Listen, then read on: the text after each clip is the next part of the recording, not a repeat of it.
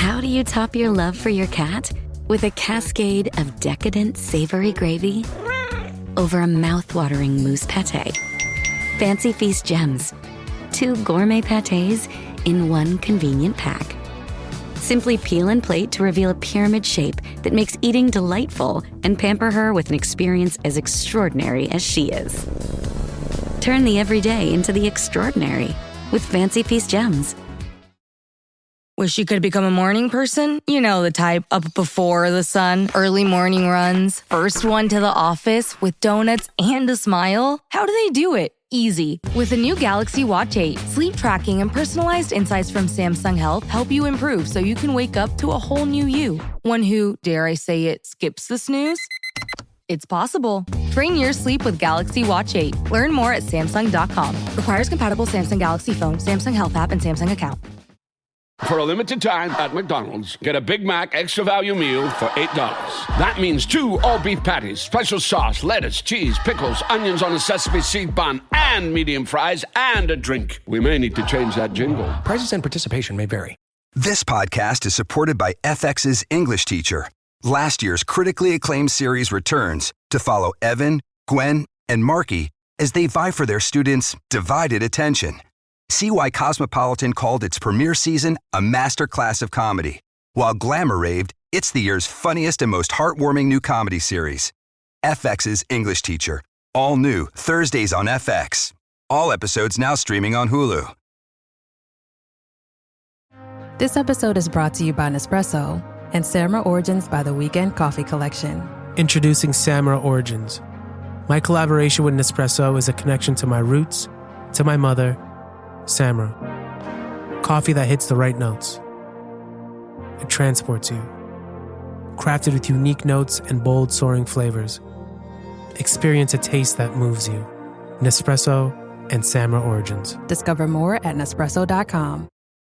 Tom, I am in love with Padma and aviator glasses. Have you ever seen anything more becoming on a human being? I can only hope, Kevin, that Nene and her open up a sunglass hut of some sort.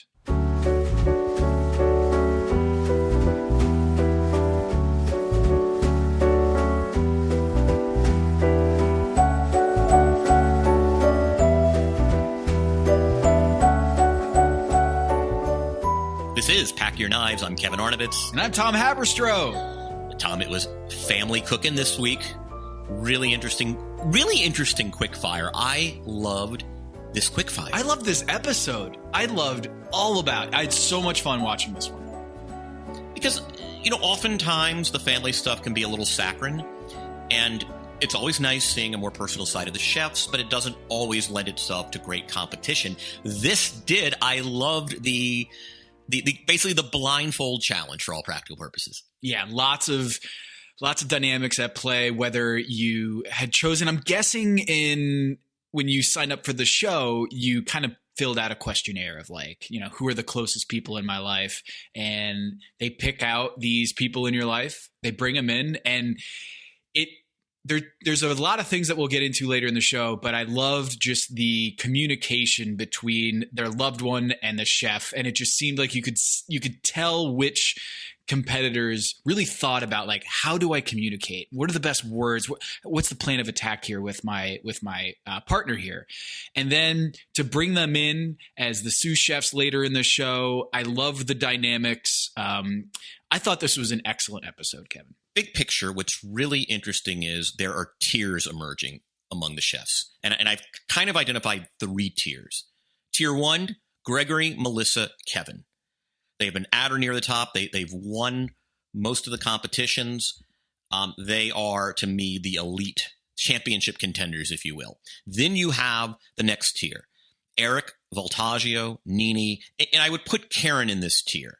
These are chefs that are cooking well. They have not been on the bottom very frequently. Their best is as good as the top tier. They're just a little less consistent so far. And then I have as my bottom tier right now, Stephanie, Leanne, and Malarkey.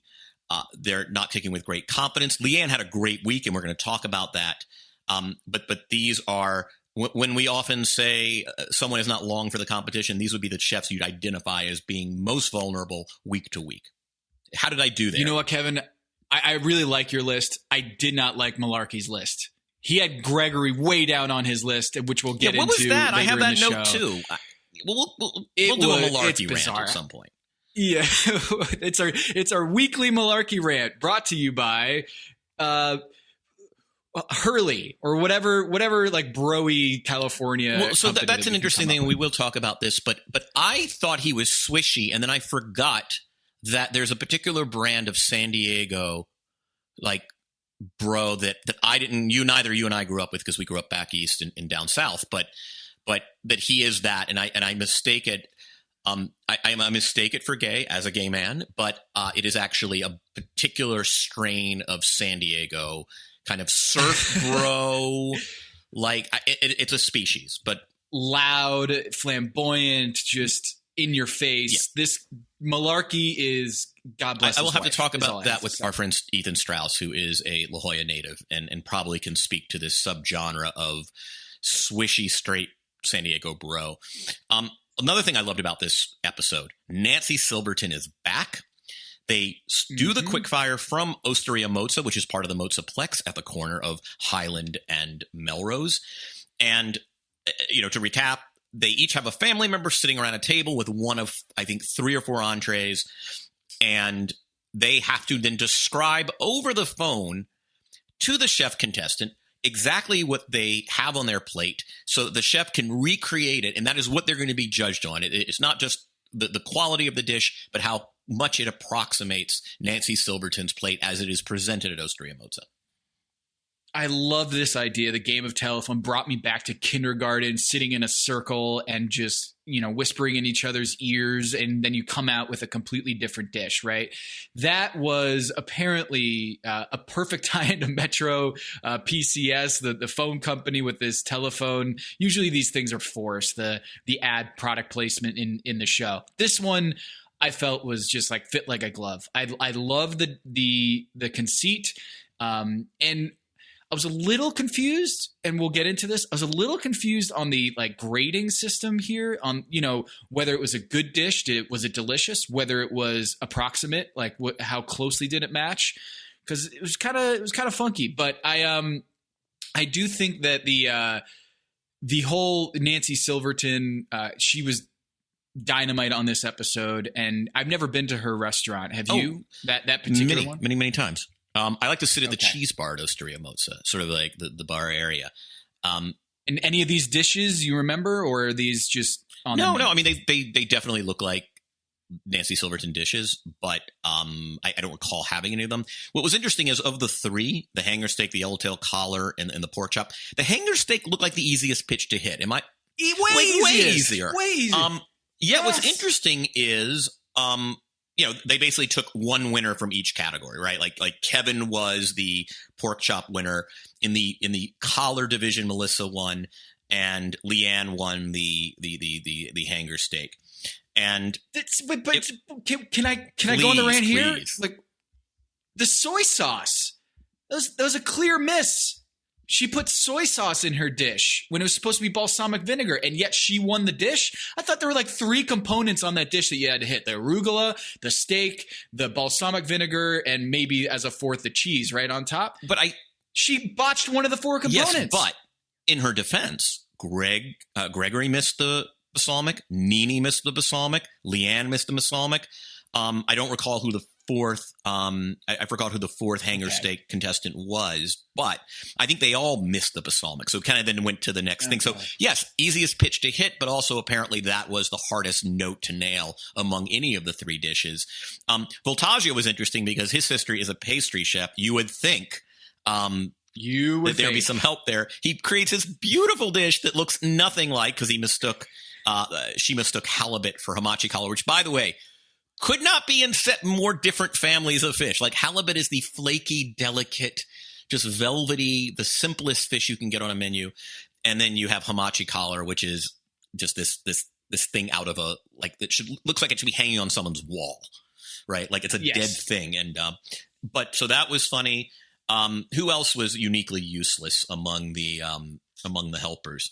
Jen's sister, who thought yellowtail collar was chicken, which was the goofiest thing in the episode. the fin should probably be the tell there, right? Yes, there's fins there. Chickens don't have fins, kind of. I mean, they have wings, but you should be able to tell. Yeah, and also I would never mistake machi for chicken or poultry of any kind, but that was a little weird. Kevin's wife was incredible. Like you got to get the attorney. It was like watching Kim on Better Call Saul, right? Like she was declarative, she was calm, she was amazing. She knew what fennel fronds were. She got the rosemary note. She got the sear. Like it was. Kevin presented a dish that looked just almost identical and had just even right to the crustiness of the sear and the rosemary. Like they just hit that one out of the park. So good for the lawyer Kevin, wife. Kevin, I feel like, we ask these chefs sometimes when they come on the show, how did you prepare for Top Chef? Do you think he coached her? It's like, hey, there might be a challenge. Like, what if Kevin is that smart? What if Kevin is that prepared and that brilliant of a Top Chef contestant? And he's like, all right, if there's a show, an episode where you have to come on, we have to get a language, we have to get it down, because it seemed like they've done this many, many times before. And Kevin did say in the little vignette, hey, I think our strongest quality as a couple is our communication. And boy, did it show. You know, it's funny about Kevin, because I think looking back, I don't think he would ever be categorized as an asshole on a previous season, but I don't think he was warm and cuddly. He is so eminently likable. And I think obviously the backstory helps.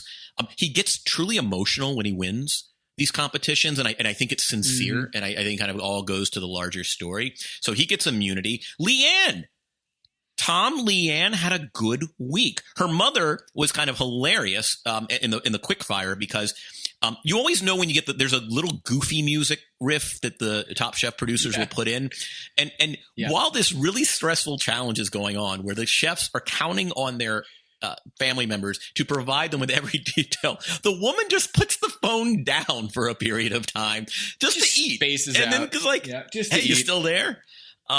So that was funny. She had a very good week. Leanne did, and Melissa, again, at the top of her game, she won the collar, the yellowtail collar competition, and got all the flavor notes. She's cooking up a storm. Is she a robot? She just seems like she's just too good at this. She's incredible. And, she had the closest collar. Leanne, even though she didn't have the balsamic, like you said, the dish itself really stood out because of the umami of the soy sauce. And Kevin with the pork. Melissa is just on fire. And I mean, she's got to be in that top tier. I think when you do these tiers, like you said, Eric, the fact that Eric has been high on the top 3 for 3 weeks in a row, I kind of feel like he might deserve to be in that top tier. But then you just look at what Melissa and Gregory and Kevin are doing here, and it's clear that they are just a little bit apart from Voltaggio. Yeah, and look, Eric's coming. But I think right now those top 3 are sort of playing. Melissa's interesting because she is to me like the 2018 Milwaukee Bucks, right? The promise and talent was there, and they just made this jump. And when you watch them play, it was like, how are they ever just a 7 seed, right? Like, she is just. It is a completely different chef, though she acquitted herself well in her first season on the show. But the jump is incredible. So we have a couple different roles here with the loved ones. One's a pastry chef, one's a scientist, one's an attorney, one's a family friend, Tiffany, Melissa's family friend. Malarkey says it's my wife, but this might as well be a marriage counseling session. You have Jen with a sister, Leanne and Nene with their moms, Steph with, I actually wrote this down. It was her brother, but it's actually her husband. I apologize on that. Then Gregory with his mom. I'm curious, Kevin, who in your life do you think, if you had to phone a friend for a Top Chef competition where you had to do a telephone and be the sous chef, who in your life? This is really easy. My oldest, bestest, like bosom buddy, high school friend, like living in Ghost World, is my friend Kelly Alexander, who lives in Chapel Hill. She's a Beard Award-winning food journalist, was an editor at Food and Wine for a long time. I think won a Beard Award for a piece, maybe I forget was in Savour or Food and Wine, one of those two. And she can cook up a storm, and we obviously communicate well together. So it's a really easy chef. My grandmother, who passed away last year at the age of 101 would have been amazing, because she was like fantastic in the kitchen, and kind of, and she actually reminded me a little, like, she's like the Southern Jewish version of Gregory's mother. She was just elegant and like inflappable, like, and just completely like poised in the kitchen, and just knew her way around. And there was never stress. It didn't matter if we had like 40 people for Rosh Hashanah or something. Like, she's good, you know, and she would have been, if this were like 15, 20 years ago, but obviously she passed, but Kelly would be my choice. What about you? Yeah. Me, I think Allison, my wife, would be, she's the cook in the family. She cooks every night, and I would obviously like to pick her number one. That feels like cheating, picking your spouse. So I'm going to go with my brother, my oldest brother, Chuck. We have the reason why I do that is because we have a communication. We've always been these kindred spirits where I know exactly what he's thinking. I know that I can rely on him, the work ethic, he's going to be on top of it. And I feel like those three qualities, work ethic, knowing that they're just going to bust their tail for you. 2, that you can communicate, and 3, that they have some cooking talent. So I think those 3 qualities are the biggest thing for this, is that you know that they're going to work hard, you know that they're going to be able to communicate, and they got some skill. So it sounds like you've got some a Rolodex of call a friend on your side over there. So that was, I loved this quick fire, and then it just kind of, Kevin wins his 3rd quickfire of the season. In episode 1, he won the team quickfire. He won episode 3, and in episode 5. So he is the Gregory of this episode of this season. He's got 3 out of the 5 quickfire wins. Wow, he's good. He's really good. It is why he is part of the triumvirate right now at the top, in the top tier. Elimination is interesting. They're going to prepare basically a consumer product, something that is like your line of whatever. Is it a sauce? Is it a condiment? Is it something? And they have to do it in a food fair situation. And what I found fascinating was that you're starting to see the strengths and weaknesses of the chefs come through. It's hard to find a pattern until you're about 5 or 6 episodes into this show. And as an example, I would say Stephanie. She once again finished on the bottom, and you're starting to see a pattern in her failures. There's just, she cooks a great plate. Like, you're doing bring one plate for 6 judges, she's fine. But she just does not have the finesse or sophistication or really the imagination in these large venue food festival contexts, right? And she's a private Exactly. chef, right? Like, that's her thing. And so what do you get? You get Indian nachos. What do you get? You get a chili base that's basically a marinara sauce. In the dish itself, bean chili with some pickled and green onions. You make the homemade oyster crackers. I mean, that provides some sort of resourcefulness. But the problem is there's just too much interesting food in the competition. And her food too often is not interesting enough. And make something for 200 clearly freaks her out. And I just wonder, we're probably going to have a food truck competition. It's a big food truck city. We're going to have another, because every once in a while it's cook for 200 people. And it's clearly a place she is not comfortable. And you're starting to see patterns in various competitors. And you noticed in Malarkey, and also on the upside too. But to me, Stephanie is somebody I'm a little on my team. I think she's vulnerable. But then again, if we can just get her back to a smaller venue, I think she's okay, but she is trouble in these food festival venues. And here's another trouble person on this show, Brian Malarkey. Oh, okay, you're starting to see that you know what? It's funny he made an oil-based dish here, because I kind of feel like he's a snake oil salesman. This guy, every episode that he comes on, he just aggravates me. Something about him, the way he talks a huge game about his dish to overcompensate his lack of imagination or lack of execution.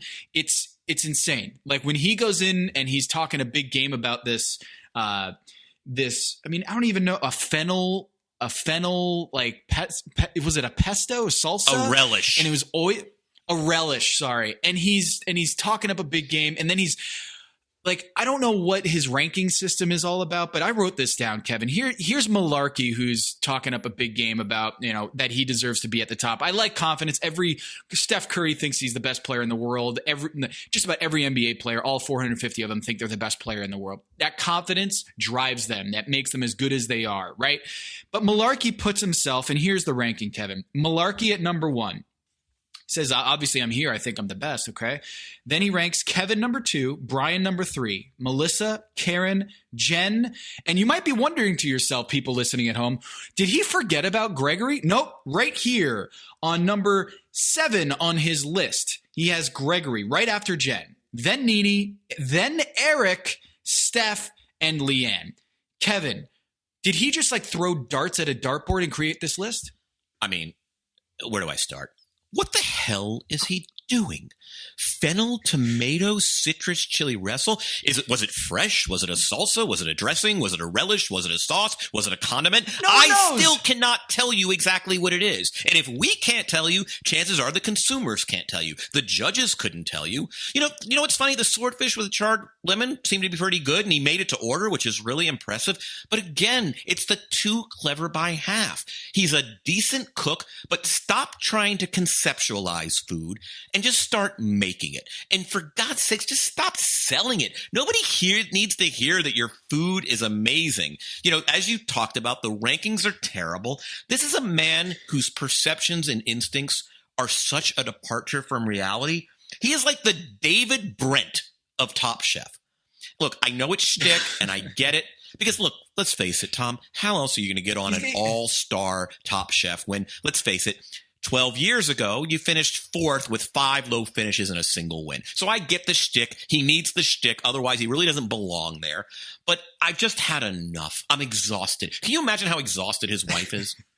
I know. She looked exhausted. She looked so exhausted. Just like, and you know what? It works for Malarkey because he has gotten probably the most FaceTime in these like confessionals than probably any of the chefs here. He's entertaining from that standpoint that you're watching a car wreck. This is one of those instances where I'm like, what? It does make sense on some level that he ranks someone like Gregory, who's the LeBron James of this competition, at 7 because it kind of distills the fact that he doesn't have a good sense of what's good on this show. You know what he is? He doesn't. Tom? He's Skip Bayless. He looks kind of like Skip Bayless. It sounds like Skip. Other really interesting choices on this dish. I mean, so Voltaggio. So Voltaggio is also interesting because he's a little too high concept. He is an incredible chef, and I think plate for plate, he's as good as anybody. His weakness is that he doesn't have a populist streak. So I would love that squid bolognese. I'm a weirdo. Kale and nori pasta is so smart. I mean, I would love that dish. Everything is smart, but he's never going to be the guy who speaks to the masses, and that's okay. But you're not going to go anywhere right. Everyone put a ticket in for your favorite. I mean, it was telling that Melissa actually won she was the fan favorite, though she didn't finish in the top 3 in terms of the actual dish. Not that it was bad, but I thought that was a little telling about the competition. I had such a fun week for Eric. I loved watching Eric. Gail said it was a happy place challenge for him because of his wife, but I also think it was a happy place challenge for him because he is so good at challenges that call for a singular bite that is a great vehicle for the flavors he loves. Do you remember the fufu plantain dumpling with that deep red sauce at the Muhammad Ali benefit? Do you remember, Tom, the drumette at Rupp Arena? Do you remember the little oyster and mignonette? He is the calypso sauce in this double, which a double is amazing because it's like a flatbread pouch filled with curried chickpeas that's kind of roti, but roti-like, but smaller. It's Trinidadian. You throw some pancetta in there. You give it some smoke probably. It's just brilliant. Like, there are certain challenges where Eric is just so in his comfort zone. I love watching him cook in those challenges.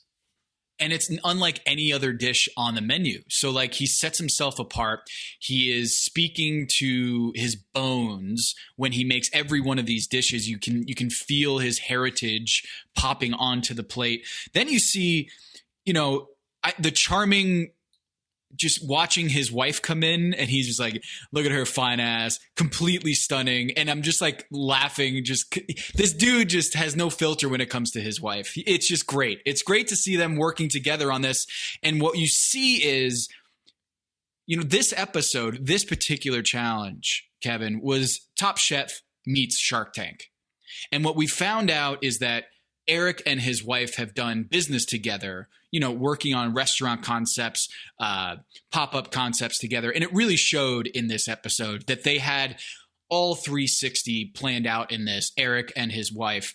It was very clear that he was going to finish in the top 10 from the top 3 in the get-go. I was very happy to see Nene, kind of seeing her on top. I think she is a storm brewing. She has not done much of a clunker this season, and she did this smart braised pork rib. Nook Mom is a wonderful. You ever go to a Vietnamese restaurant? They give you that like shallow little dish of, it's kind of a sweet fish sauce. Maybe got a little julienne of carrots or a root in there. Maybe a touch of lime. It's like a barbecue sauce. No, right? It's more of like a dipping, kind of a clear, almost translucent dipping sauce. Okay. And I just like the idea of that on ribs. And Gail Simmons talked about it. It was kind of pungent, but it was a little sweet and a little spicy. I was so happy to see her. I still think there's really good stuff ahead for Nene. I think as the field narrows, she's going to be a force. Really happy she dropped into the top 3. Just a good week for her. And who else did you find interesting this week? The chicken and waffles. I think one of the things that you have to do in this competition is the populist, right? You have to go with the populist dish: chicken and waffles, chicken wings, the flatbread pouch, which just seems like something you would want if you're hungover and you just want some really, really good, tasty, salty, heavy stuff. And I think they nailed it. Kevin with the hot Lana salt, it seemed like he knew what he wanted to do. But the thing that, when you look at the shelves at a grocery store, you want to differentiate yourself, right? I feel like the Calypso hot sauce from Eric differentiates it's also himself. beautiful in the bottle. Like that color. And there is something eye-catching about it. You look at a tomato sauce, you've seen that, but like that you don't see that color in food all that much. And it just was gorgeous to look at in a bottle. I loved when I think it was Nancy Silverton, Malarketing, he said. Oh, God, he said Malarketing. Can you believe this shit? All right, sorry. But Brian Malarkey, when he served up this dish, she goes, kept saying it was fresh, doesn't mean it's fresh. And I'm like, yes, that's Malarkey in a nutshell, is just because you say it's fresh does not make it so. And that's him in a nutshell. I thought Kevin did a good dish. Yes, so given the reactions of the judges, I was a little surprised he didn't end up in the top 3. Yeah, no, I'm with you. So, one of the commentators said it tasted Southern but not cliche, and I think that's what you got to hit. Yeah, it's easy. Southern food can be low hanging fruit at times, and he never does that, and I really appreciate that as an Atlantan. Leanne had a good week. We've talked about also a great story. Her mom, fainted, just was not feeling well, and everybody kicks in. Like Stephanie's husband kicks in to help her finish her prep. Other chefs. She picks a really great condiment, really not a condiment, a sauce, mapo sauce, which is like from Chengdu. It's got like Szechuan peppercorns, a little bean paste. It's a little too hot for me. She does this shrimp tofu shiitake dumpling. Tom loves originality, and you can see it. Again, I think given that it's an all-star season, it's just he's not going to tolerate anything that isn't out of the box. He really appreciated it. She didn't end up on the top, but I got the sense she was a strong 4 or 5 with Kevin. It was good to see her have a good week because she's just really likable. I mean, she's a mess sometimes, but she's incredibly likable. Let's talk about Jen. Listener, listen up. This is important. Okay, I'm going to try to save you some money here. If you're still overpaying for wireless, it's time to say yes to saying no. At Mint Mobile, their favorite word is no. You may think like, oh, that's bad. No contracts, no monthly bills, no overages, no hidden fees, no BS. Here's why I said yes to making the switch and getting premium wireless for $15 a month. You heard that correctly. $15 per month. Ditch overpriced wireless and the jaw-dropping monthly bills. And of course, there are all these hidden fees and stuff, but at Mint Mobile, plans start at $15 per month. All the plans come with high-speed data, unlimited talk and text. You're not doing like weekend and nighttime minutes or anything like that. And it's delivered on the nation's largest 5G network. Use your own phone. Don't have to get a new phone. Use your own phone with any Mint Mobile plan and bring your phone number along with all of your existing contacts. I switched months ago. People have asked, did you actually switch? Yes, I actually switched months ago, and I don't know what to do with all this extra money. I've cheated the system here. I've rigged something. This is an Ocean's 11 situation where I'm stealing wireless from Mint. That's how good a deal it is. Ready to say yes to saying no? Make the switch at mintmobile.com/dings. That's DINGS. That's mintmobile.com/dings. Upfront payment of $45 required, equivalent to $15 per month. Limited time new customer offer for first 3 months only. Speeds may slow above 35 gigabytes on unlimited plan. Taxes and fees extra. See Mint Mobile for details. Hello, listener. It's producer Maze here to talk to you about Kindred. Now, close your eyes like Owen Wilson during a job interview and imagine a way to travel that feels personal, comfortable, and connected without the price tags and the sterile feelings of hotels or short-term rentals. Now open your eyes and stop using your imagination because Kindred has made it very real. That's exactly what they do. Kindred is a members-only home swapping network. It's not a hotel. It's not a short-term rental. It's a smarter way to travel where each stay feels like home. Here's how it works. With Kindred, your home is your ticket. You earn credits by hosting fellow Kindred members, and then you use those credits to stay in over 220,000 homes in more than 100 cities worldwide. There are no hotel costs or rental fees, just the credits that you've earned. Every stay comes with white glove service, 24/7 trip support, and $100,000 in host protection. Make it easier for you to travel and enjoy yourself and not worry about details. I've used Kindred and I found an amazing home for a weekend getaway in an idyllic location with amazing views and great ambiance. It had everything I needed. And the best part was, it cost me $0. So apply now at livekindred.com and use code DINGS to join for free. Plus, you'll earn 5 nights of travel credit just for signing up. That's right, that's 5 whole nights for free at livekindred, KINDRED.com, code DINGS, DINGS, livekindred.com, code DINGS. Hello, listener. It's producer Maze here to talk to you about Quince and their cookware. Cooler nights mean cozy meals at home, and Quince's cookware has made fall cooking so much more enjoyable. Their pieces deliver the quality and performance of luxury brands, but at a price that makes sense. And they look gorgeous on the stovetop, too. No matter what item you need to complete your kitchen, Quince has you covered. With 5-ply stainless steel pots and pans, nonstick skillets, chef-quality knives, and even ceramic bakeware, which is perfect for cozy casseroles or Sunday roasts. And when you look at these prices, you might think, how is Quince doing this? How do they deliver high-quality items similar to high-end brands that are half the price? Well, let me tell you, they partner directly with ethical top-tier factories to cut out the middlemen and pass the savings on to you. And it's not just cookware.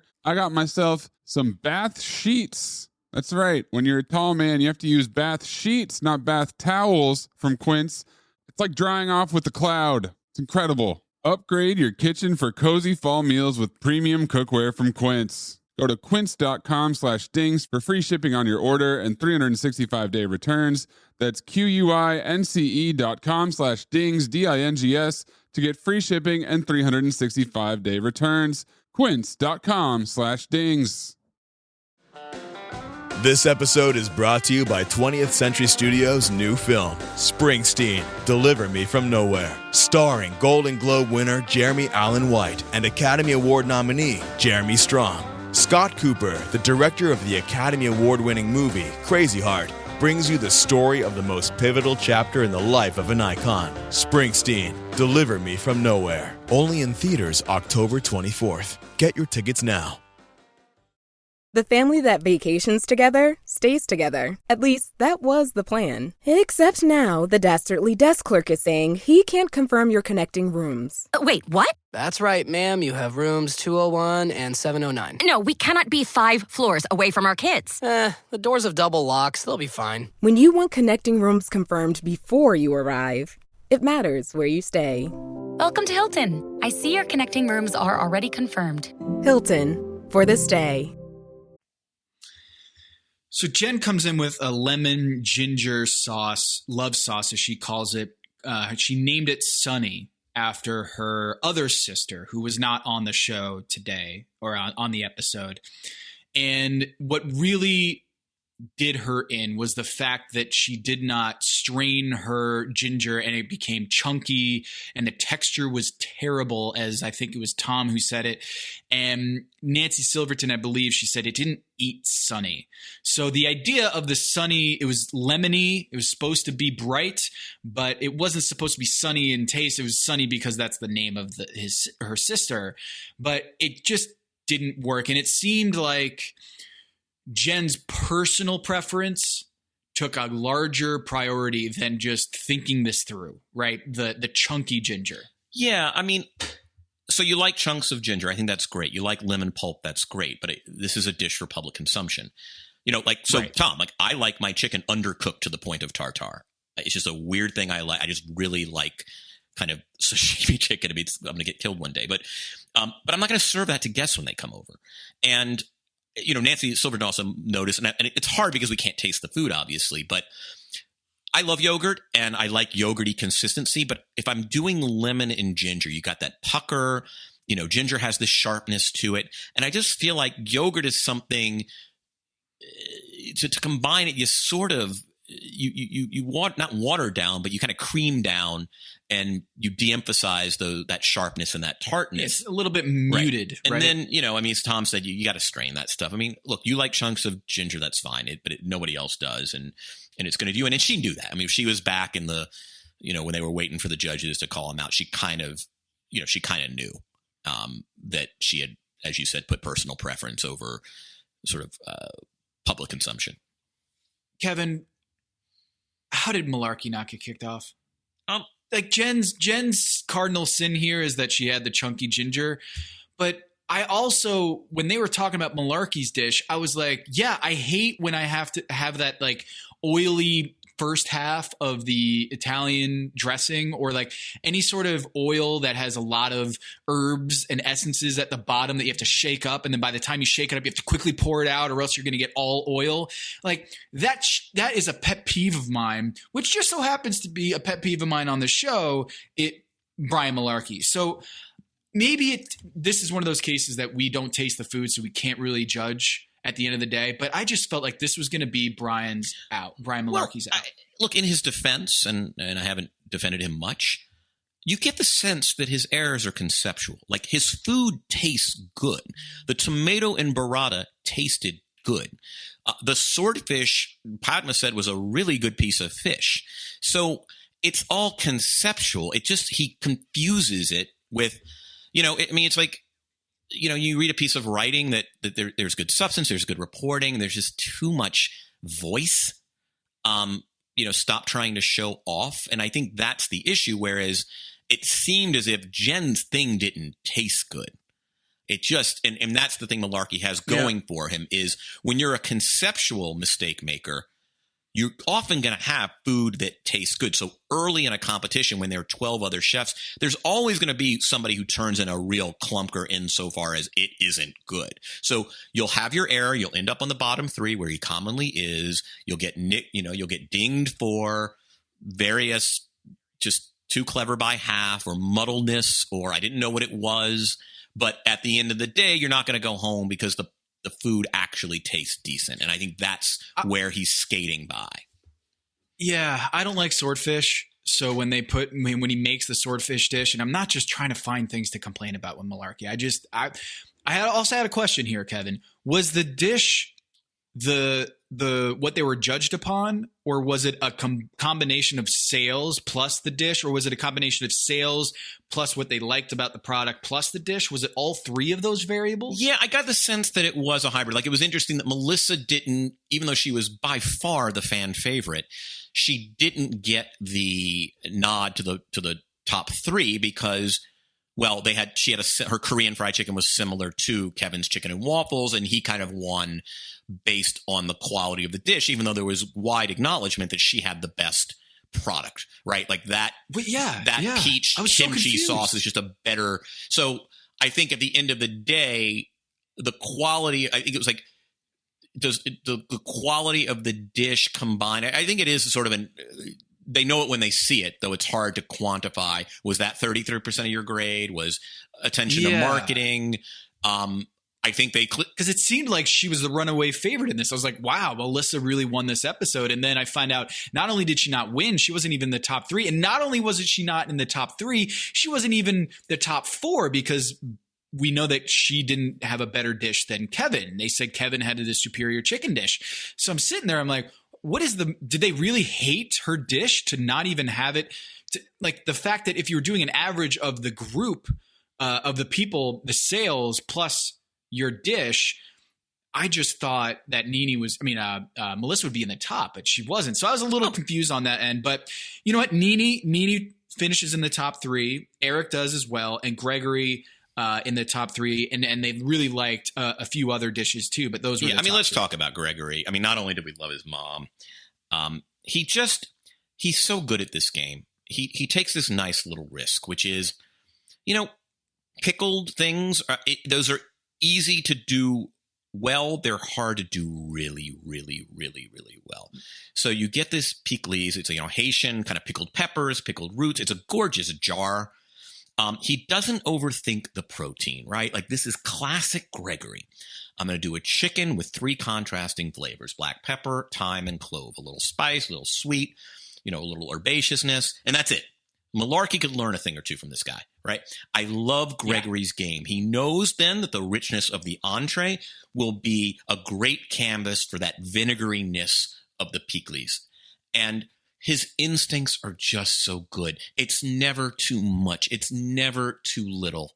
He never, it's like one of these guys, he never gets too high, never gets too low in what could be an emotional competition. Yeah. He's so even. That's right. There's so much.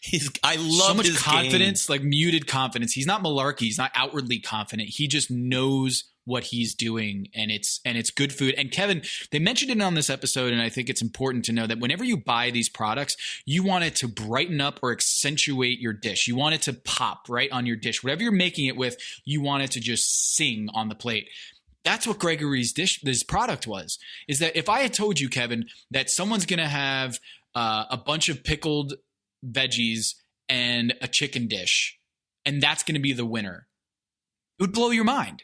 It would blow, if I just said chicken plus pickled veggies, you'd be like, really? Someone came in with that? But not only did someone come with it, it was Gregory, and he won the whole thing. So I thought it was interesting. You had Gregory with the chicken. Also, Kevin did well with their chicken. Nene did well with their chicken. And in a popular, and when you're trying to please a whole crowd, it makes sense to do fried chicken. But the fact that Gregory did a chicken dish that with a product with what seemed like, it's pickled veggies, and the sauce with it, obviously the pickles, is going to be the main character there. But alone, if I had just put it on a menu and said chicken and pickled veggies, I don't think that's the first thing you're going to order off a menu. No, there's actually what's interesting about his dishes is you don't often, doesn't always have the most tempting plate. It's going to be a solid entree. It's going to eat well, but you never are like, wow. And yet it always tastes wow, according to the judges. Question for you, Tom. 0.5 over under. The number of bottom finishes Gregory will have in non-teen competitions the rest of the way. Elimination. I mean, we've got like 8 more episodes or so. Is he going to finish in the bottom 3? I mean, I can't say yes. I don't think so. I mean, his floor is so high. I mean, maybe when we get to like 5 contestants, it's like, that 2 bottom, 2 top business. Yeah. But even then, I just, the consistency is so there. Melissa's in the same boat. Kevin takes a few. He's a little bit of a cowboy. He's a guy who I can see fishing, Well, when he got immunity last episode. But those two, in terms of consistency, and also, I mean, just Gregory's, he's a machine. He is a robot. He is, the food is so good. So, I mean, that's basically where we are. I mean, I'll speak to Karen. She didn't have her romesco didn't have that nuttiness and that texture that you like it to have. Or sometimes I'll sit at the refrigerator and eat it out of the jar because it's just so good. Yeah. I also want to note that we got our first gay cutaway of the season. It is a trope and convention of Top Chef that when they go to these little food fair kind of events, invariably they will cut away to gays eating and complimenting food in a gayish way. And we the gays are excited. I was waiting. It's been like 5 weeks and there hasn't really been a gay cutaway. And we finally got one. So thank you, Top Chef. It's a convention I love. Eric and I laughed when we were watching it because it's like, finally, it's you got to cut to the gays at the food fair. That's what you're supposed to do at Top Chef. It's amazing. If you're holding your breath, you can exhale. It has finally arrived. Kevin, I wanted to ask you, just to go back to the quickfire real quick. I had some thoughts here. I kind of feel like there's got to be some cheating going on. When you're looking over and you got your hanger steak and you can't quite figure out what the leafy green is. Didn't Nene do that? Yeah, I kind of feel like this episode, you just gotta look over your shoulder. You copy off the other student's paper. Yeah, you copy off the student's paper where that they're going to get the right answer. Like if you're looking over at Kevin, you got to pick up on whoever is just like boom, boom, boom, boom, boom, putting things on a plate. You figure out which contestant has it together that's machine-like, and you just copy that dish. I thought that was really interesting. They get the $10,000 for winning that episode, the quickfire, and there's so many elements to that quickfire that I loved. And I loved the little editing on that where they did like when you got the component wrong or the ingredient wrong, they the little red highlighted that the little red font. I love that about it. If I was going to show someone why they need to watch Top Chef, I think this quickfire would be a great candidate for them because it hits all the right notes. It was great competition, and I love the interaction. It was great to see that Leanne Wong's mother came back, and it seemed like it was just a little scare there. It was awesome to see Steph go back and say, hey, to her husband, go help her out. I'm good. It was just a little slice of humanity there that was really nice. And then the other thing is, in that quickfire, Kevin, are you going to be whispering into the phone? Or are you going to be loud trying to be like, I think I kind of hold the mic up to my, be like, do you think it's peppercorns or do you think it's salt? Like how much am I, that I just love the game, the gamesmanship. No, I think it's all hands on deck. I mean, I'm yelling into that phone. I'm probably stressed out. I mean, it's not going to happen that way. You want to talk about quickfire for a minute? Last Chance Kitchen? Sorry, that's what I meant. Last Chance Kitchen. Yeah, Last Chance Kitchen with Jen and Lisa. So Jen keeps saying, like, I'm like Rocky. I keep coming back. I keep coming back. And Tom Colicchio steps into the kitchen. He's doing a ribeye, a big, thick ribeye, which was very funny because so the conceit is that he's going to cook the protein. They have to do a sauce. And when he's done, that's the time up. There's no clock.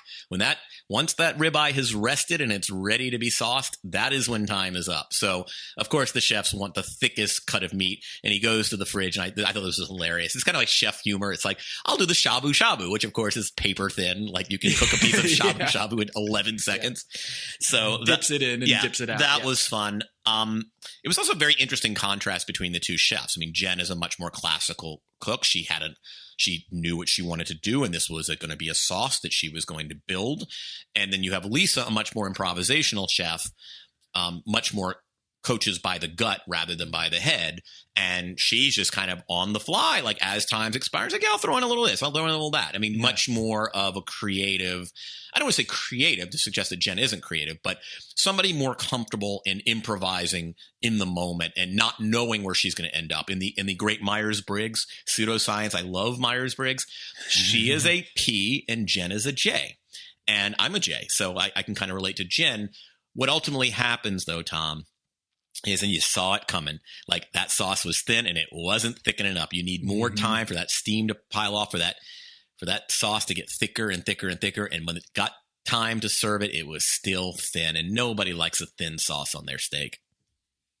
Yeah, it seemed like Lisa, if you're writing an article and you just have the bones of the article, the stat, like for me, I just write a bunch of stats and kind of bring it together, have some connective tissue, but it doesn't have a lot of connective tissue. Whereas someone else might have just way too many words and then, try to condense it down on their final draft. It seemed like Jen was filing a lot of words, wanting to get all her thoughts and exposition into the story and then whittle it down into the best 1,000 words. Whereas I think Lisa was like, here's 500 words. Let's try to build it up into a story. And that was what I think she went with, is she went under rather than over.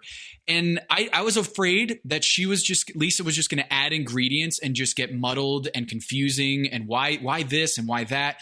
But it turned out to be the winning dish. And I was kind of bummed out to see Jen go home, because I think she has more to offer. Yeah, she had actually had a pretty good season until then. In fact, I think back to the trade offer, and I think we both thought I was an idiot. And it turns out you never know who's going home. So meanwhile, I still lost ground this week because Gregory is a juggernaut. And when he's not a juggernaut, Melissa is a juggernaut. And I just don't have enough people who are getting enough top 3 finishes or wins for that matter. Nene feels like she's going to get a win here soon. Yeah. She just feels primed to get a win. Yeah. I'm a little nervous about, Karen. And it might just be that she's also not a great, she's a restaurateur, but she's not a great food fair cook. But, I'm a little concerned. Stephanie, I'm obviously extremely concerned about. I just don't think there's a lot of confidence there right now. And you got to have some of that. And look, Eric's had a couple. Eric's strung together 3 good weeks. And, he's got. I will give Stephanie this, though. She's got a lot of quotables. Like the cutaways where she's just like, fuck my life. Like, it's great. I love Stephanie's little clips that she has in this show. So she might not be, performing up to her best in terms of the dishes, but I love the little clips that she has. I also think Voltaggio is a chef who benefits from a narrower field. I think he's a guy that a lot of these food fairs, not really his thing. A little bit like Stephanie, but as the challenges get more conventional, he will be strong. As he's cooking well, he's not making a lot of errors unless he's talking to his wife, who's trying to help him visualize a dish. But I'm kind of waiting for the Voltaggio breakout. Like, to me, we're starting to see Eric come on. Brian and the Voltaggio and Nene Wynn, to me, are sort of lurking in the back. And I do think we got a hint of Nene this week. Yeah. Closing thoughts? Yeah, Voltaggio, just on that note, I kind of feel like he's LeBron in the regular season. Maybe not this regular season, but traditionally LeBron James just kind of coasts. Yeah. And then right when it gets to like conference finals time, you see him turn it up a notch and you're like, oh yeah, LeBron James. I feel like Voltaggio is just lurking. And like you said, as long as he gets to the final 4 or 5, he's going to step on it. And I think that's going to be interesting to watch here, because I think Nene is prime. I think Voltaggio is prime. And Melissa and Gregory and Eric and Kevin are just consistently great every week. Tom, closing thoughts here? I don't have. Let me just do the final tally on the scoring system here. We've got fantasy Top Chef, Pack Your Knives. Team Tom is now at 97 points. Team Kevin at 62. I had 18 points this week. You had 12. We had some clunkers this week. Jen Carroll gets the big -6, the double out, which Jamie Lynch had earlier this year, and so did Angela with the double out, sent home to Last Chance Kitchen. But you know what, Kevin? Lisa redeems herself in some small way just chipping away, making sure that Team Tom doesn't get too many negative points here. She's a negative 10 for me right now after I paid $6 to get her on my team, and she collects one back on the ledger. So right now, 97 to 62. You need a big couple weeks here before we get to the home stretch. But I'm really, really excited about what. Yep, and my closing thought is it's about to get interesting, Tom. Not only do we have a Last Chance Kitchen victor going back into the competition, but we have double elimination next week. The entire landscape of the competition is about to be shaken under our feet. It is going to be good. We do know from the preview that I believe Leanne and Brian Malarkey are partners, and that is comedy. Oh my goodness. I can't wait. Yes. I can't wait. It's a double elimination. A Last Chance Kitchen re-enters the competition. This is going to be a ridiculous week next week, Thursday night. Can't wait. For Tom Haberstroh, this is Kevin Arnovitz, and this is Pack Your Knives.